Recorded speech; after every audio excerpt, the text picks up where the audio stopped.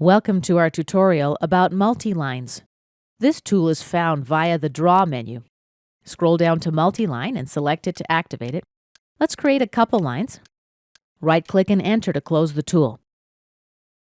Now select the line and we can stretch it out. We can also edit it in other ways, such as adjusting properties via the Properties palette.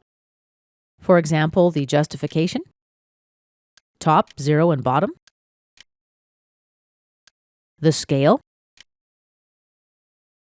and so on. Just type in ML style and press Enter.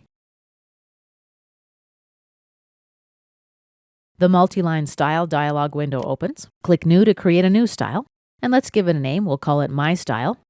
The name can't have spaces, so keep that in mind. Click Continue to move on.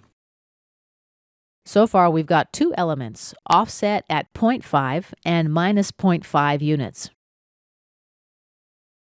Let's click Add. Leave the offset value at 0. Change the color, let's say to blue. We can use this button to load different line types. Check here to display the joints. Use a fill color, for example, red. And we can also cap the ends with lines or arcs. Click OK to accept. Here's a preview of the style. Let's click Set Current to make this the current multi-line style. And click OK to exit the dialog window. Activate the Multi-Line tool again, Draw menu. And let's place our multi-line. Right-click and Enter to close the tool.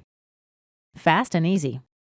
Of course, after we created the multi-line, we can edit it. Just select it, expand the Properties panel, and make our adjustments. This concludes our tutorial about the Multi-Line tool.